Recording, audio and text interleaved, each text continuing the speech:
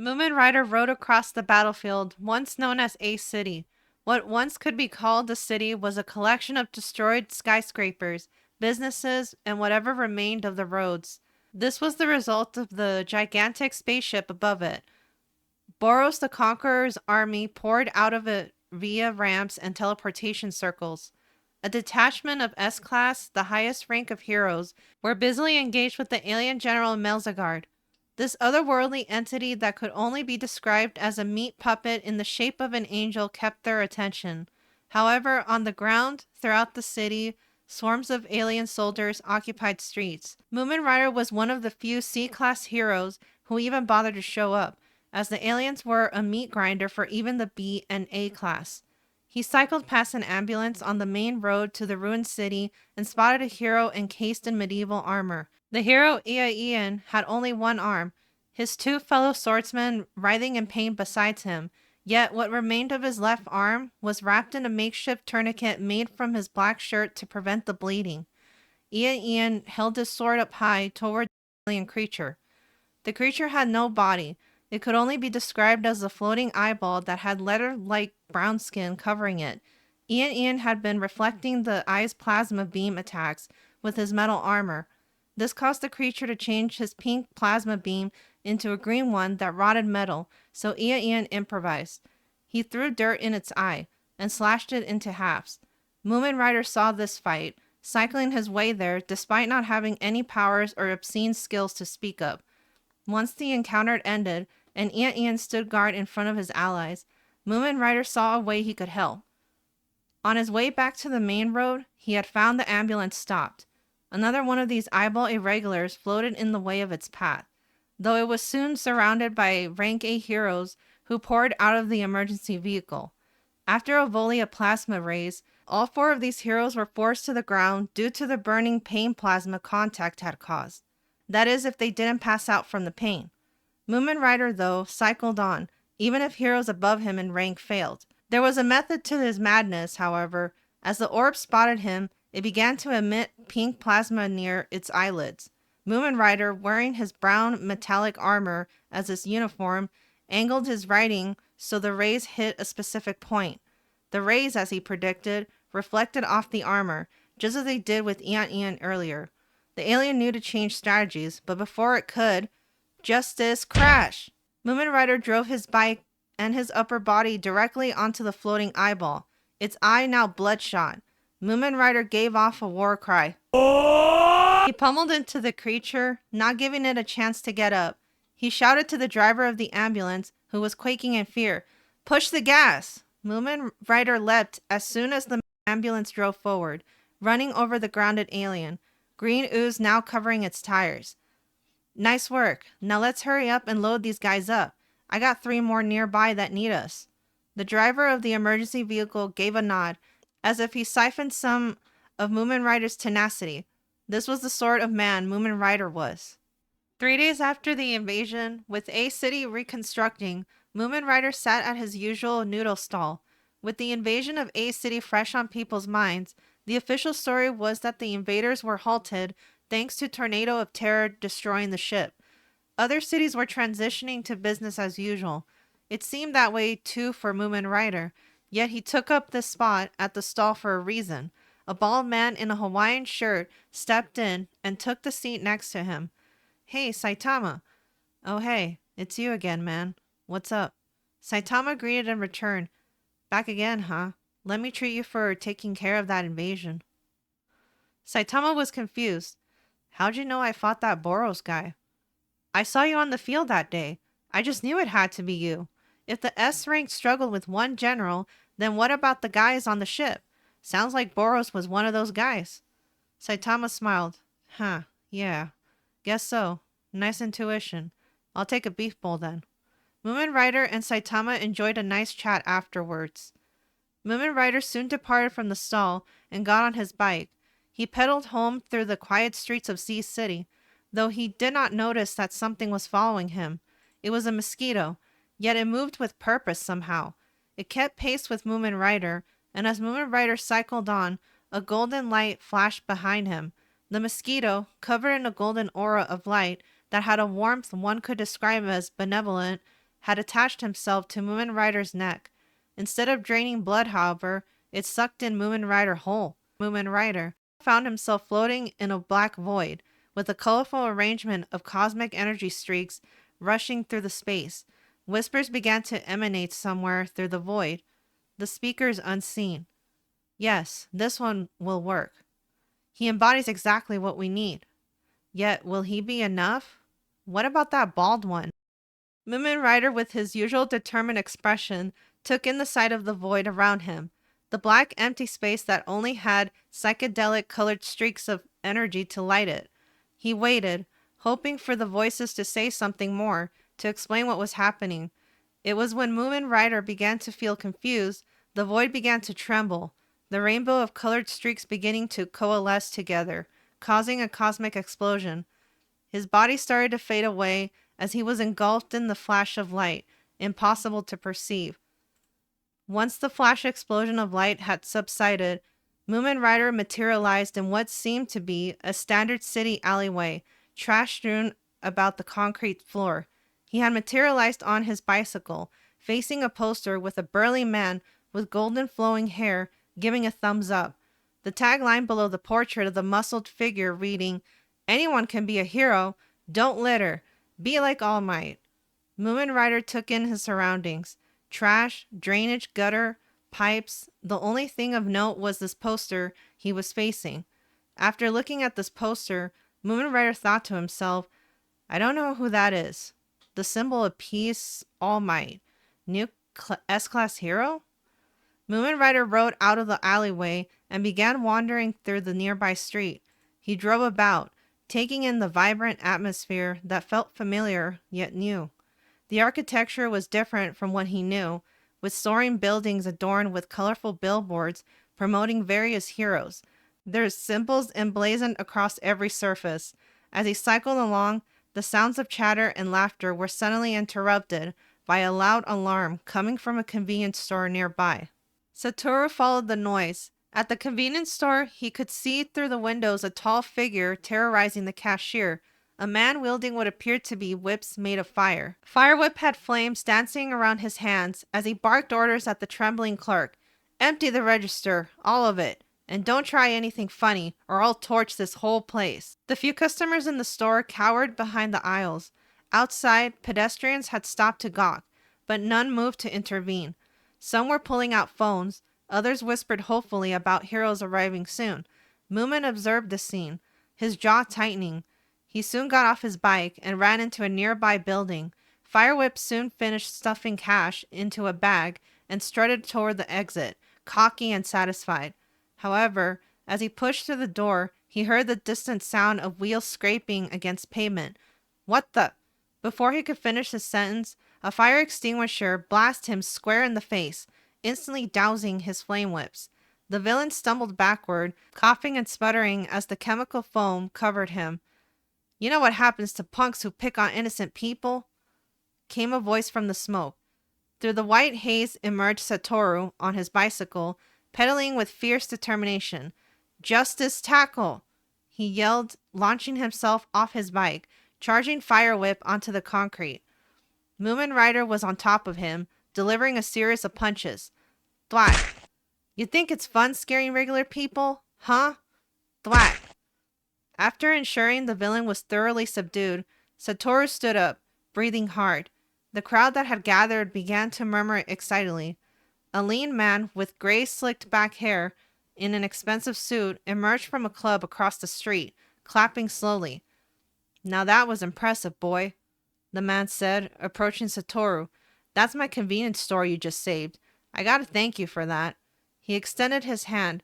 Name's Yamamoto. What hero agency are you with? Satoru straightened up. I'm Mumen Rider. I'm with the Hero Association.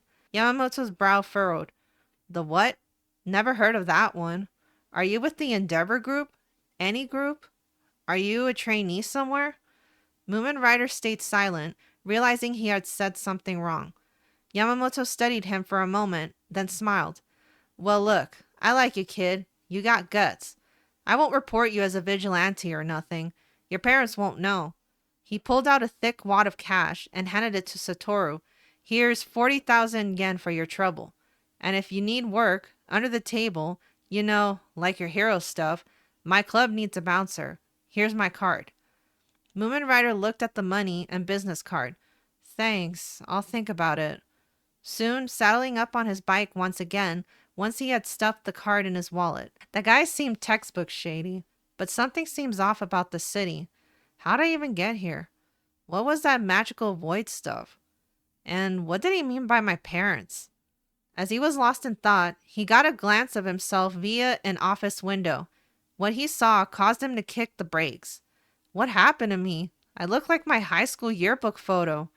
That magic place de-aged me. His hands feeling his face, testing his reflection.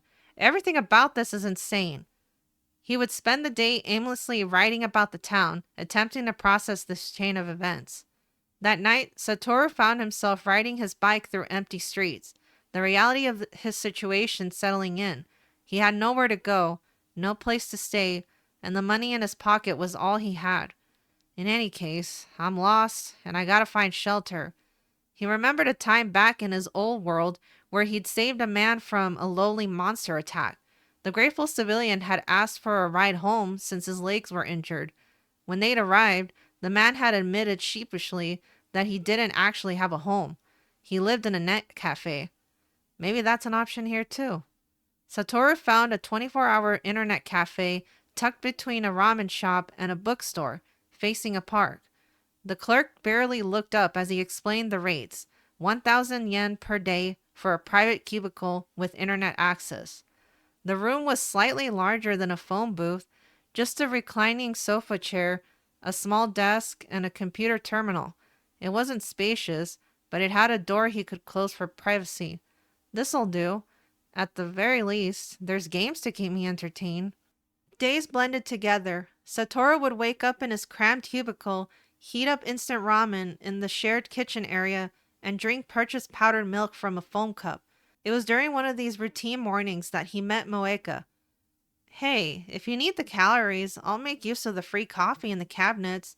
There's cream and sugar, said a young woman with messy brown hair sitting at the next table. She had a black t-shirt, the image of a controller with text of, "I paused my game for this," lightly faded away below it. They got Brondo sports drink in that cooler too. Lots of extra calories right there.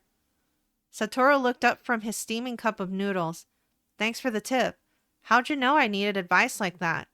Moeka gave a pitiful smile. Been living like this for a while myself. Gaming stream career makes just enough to survive. Her expression grew more serious. Parents kicked me out for dropping out of college and being a NEET. They'd always compare me to my sister, and I snapped one day. Now I'm here. I'm in a similar situation. Satoru said carefully. Got kicked out of where I lived too. Had to start over. It's pretty rough, isn't it? You're so young too. Well, anyway, my name is Moeka. Mumen Rider introduced himself. My name is Satoru. Well, Satoru, nice to meet you. Anyway, before I head back to streaming, be careful if you take the alleyway getting here. The street leading into it has had a lot of muggings lately. That Stanley Park across from here is sketchy too. I hardly even leave this place because of it. That evening, Satoru donned his Mumen Rider outfit. He'd used some of Yamamoto's money to buy a simple plaid shirt and dark pants to wear in the daytime, sometimes even keeping it on as he went out. As he rode through the alley Moeka had mentioned, he spotted exactly what he expected. A man cornering a woman, demanding her purse. Hey, Satoru called out, pedaling faster. The mugger looked up just in time to see a bicycle crash into him. Slam. The next day, Satoru sat contemplating in his cubicle. From browsing the net, I've realized this country is called Japan. No Z or A city anywhere in the world. Though, there is a Hero Association type deal going on. Alright. Satoru typed, the light off the screen giving a reflective glow on his glasses. Hero Public Safety Commission office nearby. Search. A few hours later, he walks into the Hero Public Safety Commission building. It was vast, sterile, and full of dull colors, like a DMV mixed with a military office. He approaches the front desk. The clerk, a man in his 30s, who had the look of someone who had been dealing with customer service calls all day. Hi there, son. Here for hero certification pre-track? Satoru excitedly asks, Yes. What do I need to do? What are the options? The clerk blinks, as if this boy in front of him asked what 2 plus 2 is. Options? You finish middle school, then apply to a hero academy or community hero college, then you take the certification exams. Pretty straightforward. Pretty much every kid with a quirk knows this stuff. Heck, even the ones without one. So, there's no shortcut? Maybe an online hero school? Also, what's a quirk? The clerk stares at him like he asked if he could print him out a hero license and if the sky was blue. Kid, that stuff is all scams. I ain't heard of a University of Japanese American Samoa ass hero. No way. I'll choose to ignore your bad quirk joke, by the way. You need ID, quirk registration, transcripts, a family registry. Wait, you are in high school, right? Satoru freezes at the counter, the glass between the two feeling as if it were the only thing keeping him safe. The clerk sighs and softens his tone, thinking Mumen is just a clueless slacker. Look, come back with your paperwork, all right? We can't do anything without it. And no, you can't hero without a license. Don't even think about vigilante work. Satoru bows, thanks him, and leaves. Outside, the full weight hits him. I can't go home. I can't register. I can't get into school. I can't get licensed. I can't do anything. The days after, Satoru settled into a pattern. It felt like the only routine available to him. Morning, coffee, foam cups of Brondo, instant noodles, casual conversation with Moeka about the manga in the shared library. Evening, patrol the streets as Mumen Rider. You know, you should get some variety in that diet, Moeka mentioned one morning, noticing Satoru's usual breakfast. I heard that vitamin gummies are pretty smart to pick up. Keep you from getting sick. I do cosplay as a side hustle, so I gotta stop myself from looking sickly. That night, Satoru justice crashed into a drunk man who was harassing a group of teenagers. The teens scattered quickly, but not before one of them pressed something into his hand, a small package of melon bread. Thank you, hero. The next morning, Satoru sat down with his milk coffee, Brondo, melon bread, and newly purchased vitamin gummies. Hey, look at Mr. Big Shot here with the melon bread. Moeka laughed. Changed it up. Ha, yeah, someone was grateful for a favor I did, Satoru replied. I feel like I got more energy now. That evening brought another chase. A robber who used a minor electricity quirk to knock out the pharmacy's cameras and stun the cashier. The thief messed with the register, jolting it open. He then ran out onto the street, yet he was now being chased by a hero on wheels. The thief directed electric currents into the ground as Satoru pursued him, but Satoru just smirked. Rubber wheels! His justice crash sent the electric villain sprawling. A small crowd emerged from the pharmacy. Thanks, Ghost Rider. Popping out of the darkness again, huh? Ghost Rider? I guess that's what they're calling me. A week later, Satoru stared at his wallet to see if he could get a container of Brondo from the park vending machine. 10,000 yen left. Maybe enough for one more week. He pulled out Yamamoto's business card, the edges already worn from handling. He looked towards the park, contemplating his next action. As he did, though, he saw a man approaching an office woman who sat upon a spot in the park. As the man made a hissing noise and formed his tongue into a dagger formation, he placed his hands on his bike's handlebars. That's gotta be one of those quirks I looked up. I'll handle this. That minor quirk is no different from a switchblade. As he saddled upon the bike's seat, what seemed like a flesh-colored blur ran up, causing an extreme gust of wind as it went by. The sun reflecting off the blur's bald head, causing a glimmer. The mugger in the way of this blur flew off into the sky like a Saturday morning cartoon villain, the woman standing there, hair now a mess, and her expression flabbergasted. Satoru, curious, followed the path the blur took. After a bit of cycling, he came to see the back of the bald head, likely the cause of the blur, giving a green-haired boy words of motivation. Almost there, Izuku. Just a bit more push-ups and you'll get there. That bald, shiny head. I can't shake this off. He feels familiar. He even sounds familiar. Is that... There, a police officer walked on by. Kid, this park isn't open to teenagers without a guardian. It's not safe here. I suggest you leave. Satoru missed his chance to find out what was going on with the mysterious bald man.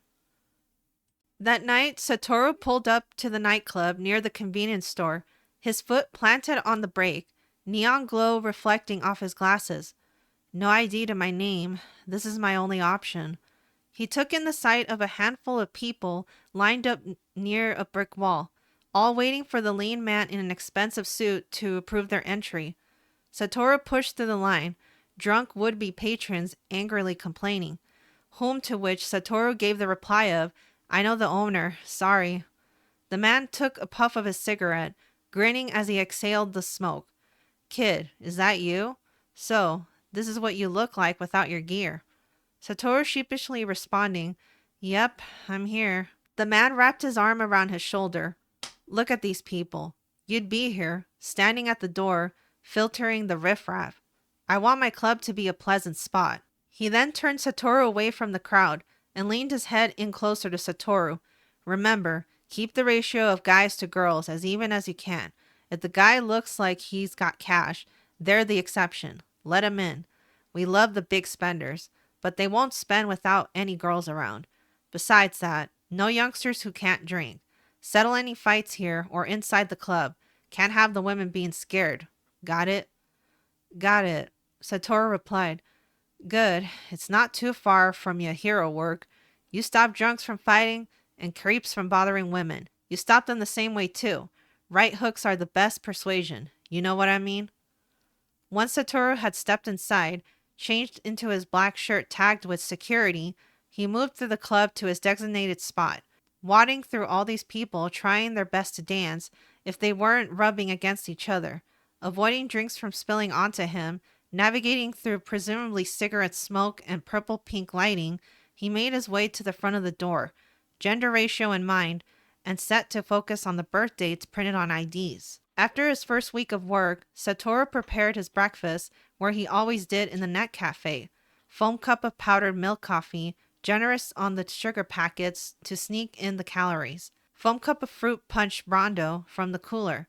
Yet today, he had a packet of tuna with his ramen purchased in bulk, a rice ball completing his calories for the day. Moeka just now entering the room. "Whoa, Satoru, careful there. Tuna with your ramen and a rice ball? You might get fat." Satoru stopped himself from laughing, or else he'd spilled the coffee. Setting the cup down, he returned with, yeah, I got a new job." "I've noticed. From the looks of it, you might actually have a different type of a meal a day now." "I was so happy when I reached that point." Satoru smiled, thinking, maybe my situation is starting to look up. Satoru woke up early the next morning, still thinking about that rice ball he had. He cycled over to the convenience store near the club and bought another small bag of rice balls, along with an affordable yet large bottle of fruit juice tea. Not wanting to wait as he got home, he began to eat as soon as he stepped outside the store. As he drank his tea, he happened to see a shift change occurring. The odd thing being that the one who came in for the morning shift was the weekend bouncer. Well, I guess the club owner does own both places. Guess this is what he does on the weekdays. A week later, another typical shift, angry men in line who were turned back, refusing to be rejected. "Dude, we're full. It's just how it is," Satoru said in a detached way. "My girl is in there. That's screwed up, bro." Satoru glanced towards the doorway. Inside, his boss Yamamoto shook his head. His eyes on Yamamoto, Satoru could only say, "It's management's call." The man in the baseball cap threw a sucker punch. Satoru staggered, caught himself. Yamamoto barked, "Show him we mean business." "Nah, you ain't gotta do anything, kid," the man taunted. Satoru simply lurched forward, causing the man to hold up his arms to block. Seeing this, he bear hugged the man, ramming his back to the wall. When the man made impact, Satoru landed a few fists in his face. The man got the message. I was just playing, okay? Satoru was then approached by Yamamoto. Nice job, kid. Let's take you in the break room and put some ice on your face. Loser left a bruise. As Satoru sat applying the ice, Yamamoto moved into his small office. His phone rang. Soon a look of anger came upon his face. That's a lot of money. Don't let that happen again. I don't care. Threaten that chunky headphones kid. Tell him you'll fire him. He may not care about the job, but... The sentence cut off as Yamamoto yanked the door half shut. It didn't close all the way. You're a big guy. He'll be more afraid of your muscles than his job. Satoru heard every word. He didn't react, just pressed the ice tighter against his face. The morning after that rough night, Satoru decided to treat himself. Meat kebab with a large soda from the convenience store. Again, he stood outside the store, excited about his purchase. Again, when he took a drink, a curious sight unfolded before him. An anxious high schooler strolled in the store, his appearance triggering a recent memory. Threaten that chunky headphones kid. Tell him you'll fire him. From the window, he saw the boy being yelled at by the familiar cashier. Whatever he was told forced the teen to bow. The cashier stepped into the back room, soon emerging with tied-up black plastic bags. Whatever the contents of these bags, they were poured into the boy's backpack.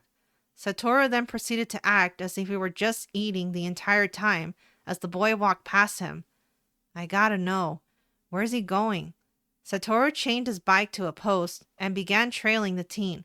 Eventually, out of view behind a building, he saw the student wait at a bus stop. When the bus arrived, the boy placed his backpack towards the back end of the bus, deciding to sit in the front rows. Curiously, after that, all other students in the bus began to do the same. Maybe it's bus protocol? Don't know, but it's just too suspicious. A whole lot of money, huh? Not doing anything kept gnawing at him, so Satoru tried again. Same setup. Buy a treat, wait. This time, he finished his snacks and slipped into an alley beside the store. From behind a trash can, he watched. Headphones kid, then a kid in a hoodie, then one in a crisp school uniform. 12 in total, all carrying inventory from the convenience store's back room. By the 13th, Satoru decided to move. He cycled up beside one of the high schoolers. Hey dude, you work at the convenience store? The boy, still adjusting his half-buttoned uniform, nodded. Sorta. I just take these supplements around. Every stop near those apartments, someone grabs them to sell to their neighbors. Easy work. Pays nice. If you want in, look for a job poster taped to a street post. Could I see the supplements? Satoru asked. Nah, they'll think I stole some. Satoru reached into his pocket, flashing a few yen. I want to buy some, but I'll only go to the apartments if you let me look. I'll give you a finder's fee. The boy hesitated, then shrugged. Sure, no harm. What's the issue if they get another customer? He opened his backpack. Inside were several plastic bags, some filled with blue crystals, others with white powder, and bottles marked Trigger. The boy froze. Trigger? Satoru's expression hardened as the color drained from the teen's face. That's that quirk drug, the boy whispered. The other stuff, it's gotta be too. He dropped the backpack, spilling the contents onto the ground. On his knees, he scrambled to hide them. Please don't tell anyone, please. I didn't know, for real. Satoru said nothing, his jaw tight, eyes burning with anger. From a distance, obscured in shadow set by alleyway, where only the top portion of his blonde hair and folded muscle arms could be visible, a man lifted his head up. You uncovered a case in my jurisdiction, but I'm curious. How will you handle this, Ghost Rider? The sensors of a sliding door entrance kicked off, and Satoru walked through the entrance of a hardware store. He strolled the aisles. If I do this, I'll lose my only stable source of income. I won't even be able to stay in the net cafe. A memory played on in his head. Moeka stepped into the cafeteria, a smile on her face. Once she had focused on the boy in the cafeteria, her eyes drooped downwards. Are you okay, Satoru? You're bruised up. It's all right. Just an accident at work. Moeka was doubtful. The bruise signaled something more. You sure? Yup. Not wanting to press Satoru further, Moeka decided to lighten the tension. Here, take this. She presented Satoru with a bottle of chocolate milk, a rather large one at that. You sure you don't have to? I want to. I mean, I got a big donation today. Treating you is a good way to celebrate. Satoru was cautious, but after looking at her face, he took the bottle from her hand. Thanks, Moeka. Moeka then transitioned to a more energetic mood. So, the staff installed a cool new shooter game in the computers. I want to do some lobbies, so I'm not that bad at it during my streams. Party up with me. Satoru replied with, sure. I suck at those too, though. We'll be bad at it together. Moeka's smile returned to her face. Satoru now faced what he was looking for in the hardware store. Nails. The humming of fluorescent lights growing louder, his gaze not breaking for a few moments. I still have to do what's right. He grabbed a fistful of nails. A boy in his red high school uniform strolled on the street towards the convenience store, his morning routine seeming to be going as usual. Everyone in class is going to be so jealous. I got the sickest new phone and these Sennheiser headphones. They're so good. When the girls hear they're in the thousands, yeah boy. So glad I got this side hustle, even though the cashier is scary looking. I stare at the buff tan tattooed dude, looking pissed off as always. He looks me over and heads back to the back room. Don't drop these in the gutter next time. It'll come out of your next 2 weeks if you do. He grunts towards me. Yeah, sir. I say, yeah, and go back to prison, meathead. Now, for the easy part, get on the bus and drop this backpack off here. Kinda lame I have to get a new one each time, but they pay me so good. I bet I make more than my parents. The bus driver, another scary looking dude in glasses, starts the engine. I look out the window, the park getting in view. Lots of people just walking their dogs and stuff as usual. After a while, I hear a pop, pop. What was that sound? Sounded like a balloon deflating. Hey, we're stopped. Bus driver looks panicked. Huh. Didn't think he had an emotion besides anger. I hear the back bus door slam open. The one meant for wheelchairs and stuff. I see a guy my age, but he's got like a metal chest plate. Wait, is he grabbing the bags? Did he just pull out a knife? Satoru yelled, facing his shouting towards the crowded park. He took his knife and sliced open a backpack. The plastic bags full of drugs pouring out of the opening he created. They got drugs in the school bus. Satoru retrieved another backpack, his knife revealing the contents. Soon, a pile of drugs was in front of him. The crowd in the park looked astonished. Grandmothers out for their morning stroll yelling out, "My granddaughter goes to that school. What's happening over there?" A variety of people taking out of their cameras, snapping a photo. A commotion brewed. People began making calls on their phones. Satoru heard a teen in his headphones yell, "I didn't know. They said it was supplements," out on the school bus. His eyes turned to the interior of the bus, yet the boy isn't what caught his interest. It was a tattooed man in glasses walking down the aisle, phone in hand. "I know who you are. You're the club's bookkeeper," Satoru pointing his knife to the man. "Hey, chill out. You don't need to point that at me. I don't know what you're talking about. Just stay there and wait for the police to get here." "For what? I don't know nothing." Satoru reached for his phone in his pocket, the video primed to play. "I've already got footage of these kids in the bus being used as mules at your boss's store. It's been posted online too." The man was visibly enraged at this point, no longer caring if a knife was brandished towards him. Satoru stepped back as the man attempted to leave via the back entrance of the bus. As he leaped out, Satoru landed a perfectly placed kick on his torso. The momentum of his leap combined with the kick, causing him to hit his head on the bus. Groans of pain came from the man, who was now laid on the pavement. Despite the pain, he let out, "Boss, coming." The club being nearby, what the man in glasses told Satoru was true. A black luxury vehicle already parked behind him. Yamamoto, with an already near-done cigarette stick in his mouth, exhaled a cloud of smoke. Mumen Rider, Satoru, you've cost me a lot of money. How are you going to pay me back? Prison sentences. Yamamoto, tired of playing around, simply pointed towards him. Four men in white muscle shirts and sleeves of tattoos stepped out of the car. Just get him. Maybe we can make back in the difference in organs. The man who emerged from the driver's seat dashed towards Satoru, yet when he got closer, a knife was thrown in his pathway, his natural instinct to pause kicking in, which allowed Satoru to deliver a kick to his stomach. Satoru glanced at the second thug heading towards him, crouching when the punch he predicted landed. Satoru responded with an uppercut and a series of punches. At this moment, during the flurry, the two other men who teleported behind him via one's quirk grabbed hold of his arms. Satoru was stuck. He could only fruitlessly attempt to escape as the man he punched fell onto the pavement. Yamamoto paced forward, his hands behind his back, moving as if he were about to scold a misbehaving child. You know, if what you said about the video was true, what do I have to lose at this point?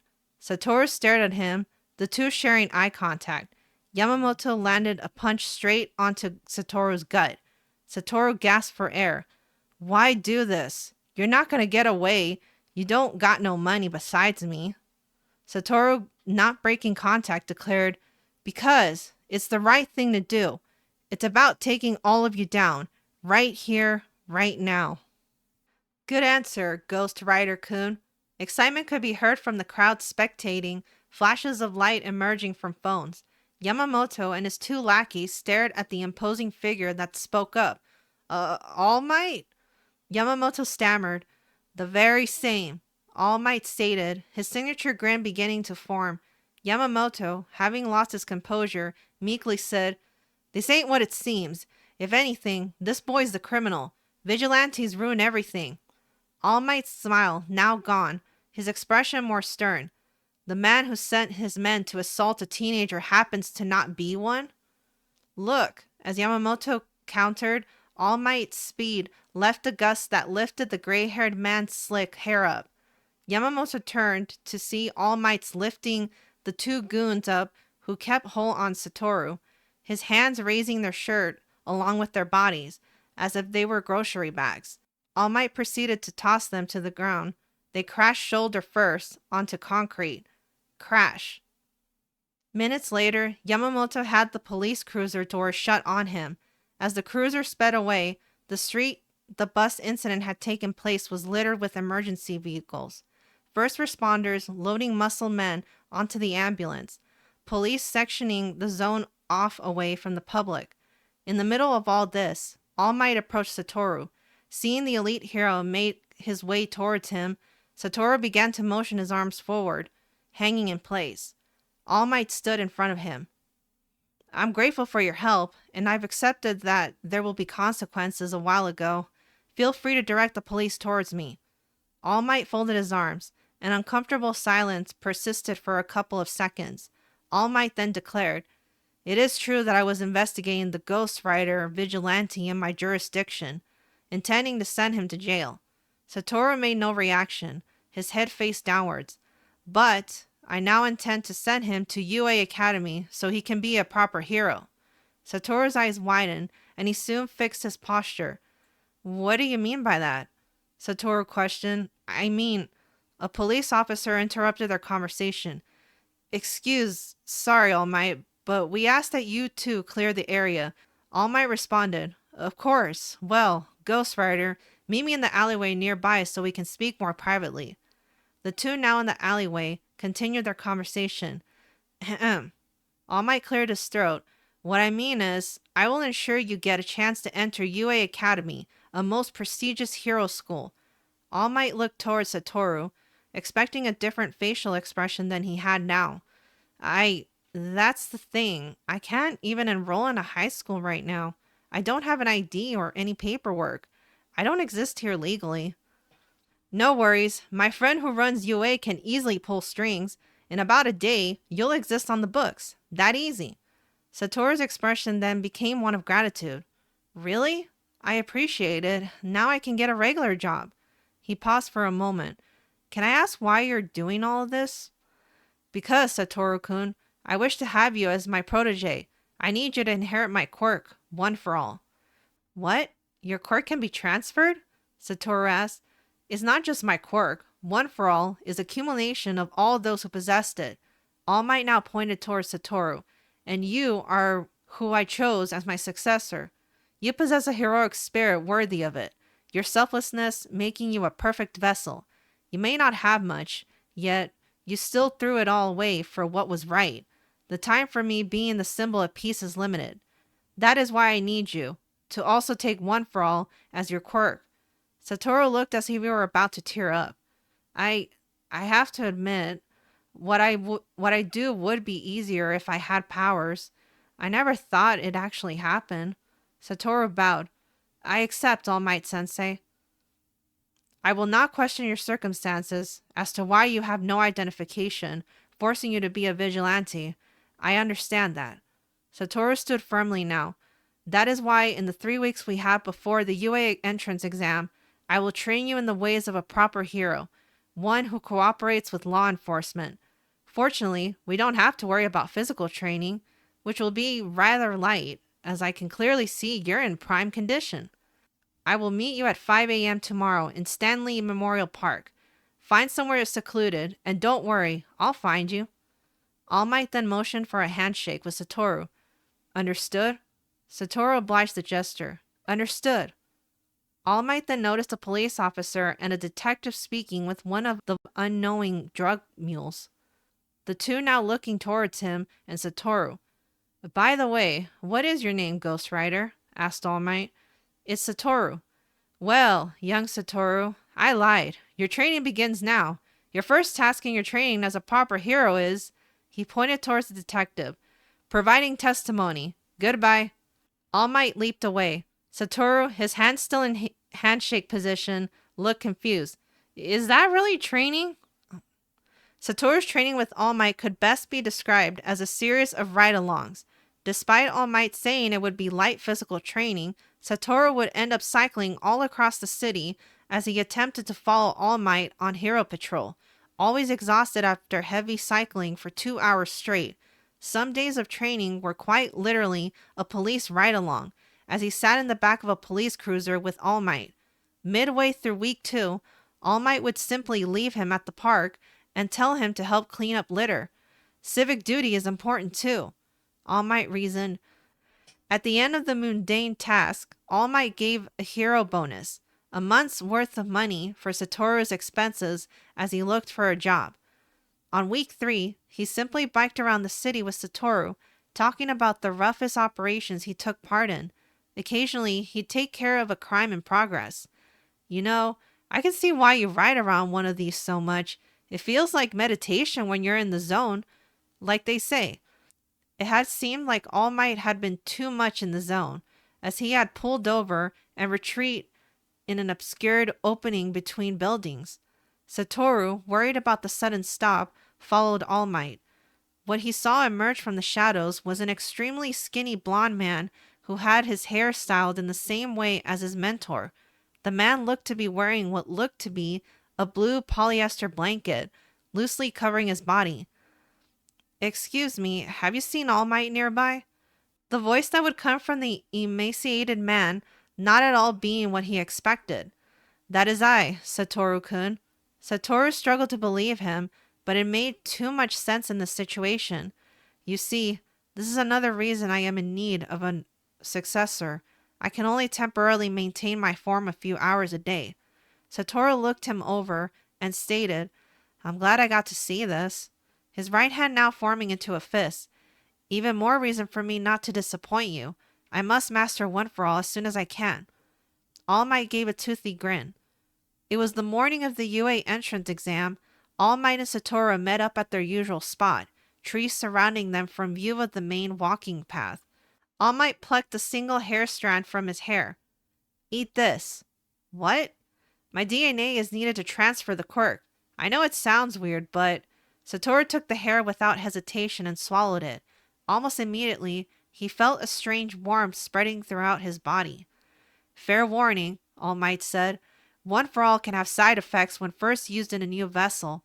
Start small, work your way up, and remember, this power isn't yours alone anymore. You're carrying the hopes and dreams of everyone who came before you. Hours later, Satoru stood at the gates of UA Academy wearing a green tracksuit and his hero examination number, 124. He had a quirk now, supposedly, but felt no different. As he walked towards the examination area, a walled-off area that had accurate recreation of a typical city behind it, he overheard a conversation that made him stop. "You look way too nervous to be here, and frankly, it's unsightly," a glasses-wearing student was saying to a green-haired boy. "Leave that girl alone. No one needs your fear spreading around and ruining their resolve." The green-haired boy stammered, clearly intimidated, while other students watched on. Some even laughed, glad that a competitor seemed unable to handle the exam. Satoru stepped forward. "There's nothing wrong with being afraid. All that matters is showing up and doing what you need to do when it counts." The green-haired boy looked at him gratefully. "Yeah, that's right. No one would leave if they got this far." "True, true," Satoru replied with a small smile. "We all worked hard to get here." As the gates began to open and students rushed forward, Satoru felt the familiar weight of responsibility settle on his shoulders. But this time, it felt different. This time, he had the power to actually make a difference. "All right, Mumen Rider, time to show him what a real hero can do." Satoru got on his bike and pedaled forward. He was able to match pace with the crowd of examinees, who were just on foot. All would change when they reached a street full of fox villains. Destroying the 2-pointer scorpion boar and tank-bot 3-pointer fox villains seemed to be the real prizes. Everyone in the pseudo city would figure that the higher the points, the higher the chance to pass the exam. As such, examinees began rushing the fox villains. Satoru, however, chose to observe. Without One for All, he couldn't get past a fox villain's metallic armor. He bided his time and scanned the area. What he looked for was a tank bot that hadn't already been claimed, or at the very least, a examinee struggling. Even in the exam, if he could help save someone, he would step in. Satoru's line of sight focused on a particular blonde applicant. He had a flamboyant style of fighting. When a spider bot came in his vicinity, he gyrated his hips towards it. "Oh yeah!" A laser beam came out of his stomach. The beam decimated the fox villain, yet another jumped in its place. "Stylish!" the blonde hopeful exclaimed, and yet again, a beam evaporated what came in its path. A tank bot drove itself behind him, and in response gyrated his hips in a circle. Once the gyrating came to complete its arc, a "Oh, avant-garde!" was yelled out. The laser rays yet again destroyed their target. Once this exchange was over, the examinee went on his knees and began vomiting. Too much! Satoru, after witnessing this, thought, "I don't think he needs help, at least not in the traditional way." As his eyes darted around the battlefield, he saw the green-haired applicant he'd defend afterwards. It seems he's struggling to get points too, Satoru concluded. Soon the green-haired applicant began focusing his attention upwards, onto the top portions of the skyscrapers in the simulated cityscape. After a brief pause and shaking of his head, the green-haired applicant jumped a great distance. Afterwards, he would dive down directly with a kick onto a scorpion bot, the force of his attack causing a hole into the skyscraper.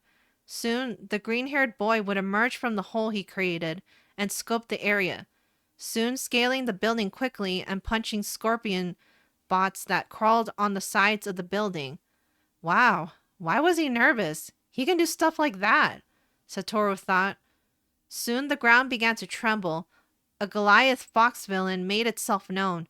Each step causing a quake, applicants on the street began to retreat in fear they'd catch its attention. A brunette female applicant would eventually stumble, with a collapsing skyscraper falling in her direction. The giant bot had caused the chain of events. Satoru gripped the handles of his bike, and as soon as he did, he witnessed the green-haired boy he was just observing dash down the side of the building. The applicant made it to his destination, the very point to which he could push back the skyscraper with his insane strength. Satoru, impressed, heard the boy yell out, "I can't help you from the giant robot. Run away." This was clearly directed towards the brunette. Satoru knew this was the moment, if there could ever be one, for him to try one for all. You have to feel it. It comes out in moments you declare something like a smash when you attack. The words of all might rang in his head. His feet began to pedal. A war cry rang out. Yo! A green aura enveloped Satoru's body, intensifying itself around his feet as he pedaled. The green aura began to cover the bike he rode too, and Satoru began cycling at blinding speeds. Satoru focused, found a destroyed piece of road he could use a ramp. As he rode upon it, he pedaled and pedaled until he was in the air. He and his bike were now airborne, their trajectory right at the Goliath bot. Justice, crash! The green aura grew in size around Satoru's shoulder and bike. Once he made impact with the gigantic robot, it began to stagger. Its joints exploded. Its metallic exterior gave out, revealing the nuts and bolts beneath it. The Goliath was collapsing. The green-haired boy and brunette watched in amazement. Satoru, however, had his shoulder and feet began to wither themselves away to gray hollow shells of themselves. His bicycle had been shattered. He fell downwards, only to be saved by a light tap by the brunette, whose gravity quirk completely slowed his descent to the ground. Satoru made it to the ground safely. When Satoru came to, he saw the green-haired boy and brunette checking on him. They were still in the pseudo-city. The boy spoke out. "Are you all right?" "Yeah. Did I take care of that thing?" "You sure did." "Good. That means I was right to trust in my sensei." The green-haired boy seemed to snap out of his bout of worrying. "I feel the same way. I wouldn't be here without Saitama sensei." Satoru, as if he had a sudden jolt of energy, exclaimed, "Saitama sensei? Is he a bald guy? Kinda has a lax attitude? Insanely powerful?" "Yeah. Do you know him?" The brunette, who was there alongside the two, stood there wondering what was going on. Anyways, thanks for watching the Mumen Rider episode.